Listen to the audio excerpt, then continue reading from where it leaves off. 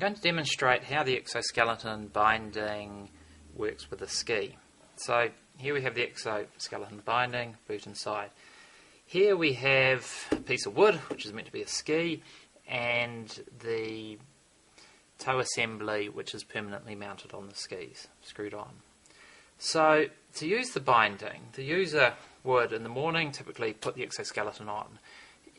There's normally no need to take it off unless you're walking across rocks or walking inside some building.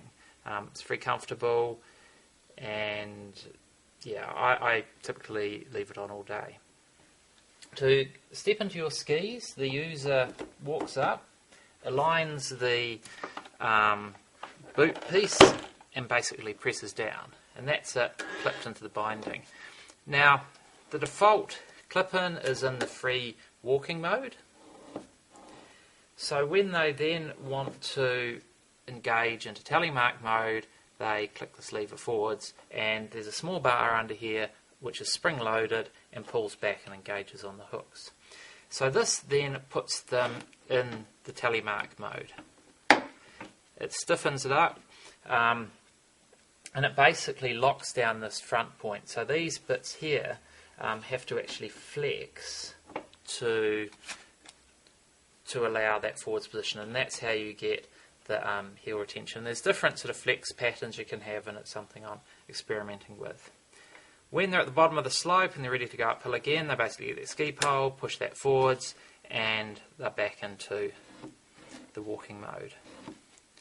Now, some of the key principles around this, one is the pivot for the toe is very nicely positioned. It is basically under your big toe, which is the ideal place for efficient walking. If it's too far forwards, you tend to have to walk in a very unnatural mode, and that's what a lot of touring bindings have, is the pivot about here. And if you ever sort of ski behind someone who's got one of those, you see them doing a very unnatural sort of hip movement.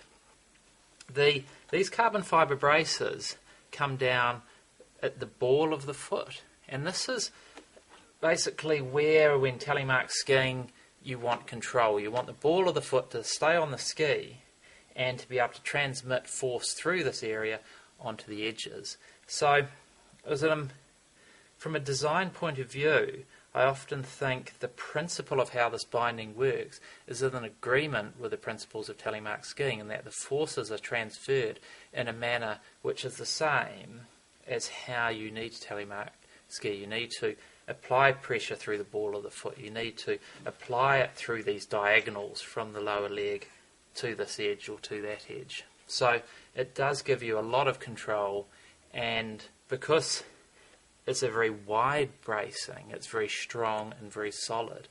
Hence, you don't have this problem of a boot wobbling inside a binding, because it's properly locked down here, and the flex is actually coming from the flex of the carbon fibre and the carbon fibre and the boots. So it's a very solid thing. Also, as you tighten it, these carbon fibre struts kind of wrap around your feet, so it's actually very comfortable. And if you're doing a lot of uphill, you can release this top buckle and give yourself a nice amount of movement and have something which is quite loose fitting. So that's an overview of the clipping it, so the stepping in and stepping out. I should show you stepping out actually. So stepping out, basically you push down here and lift up, and then the boot is out and off you walk. So very easily walk in, align yourself,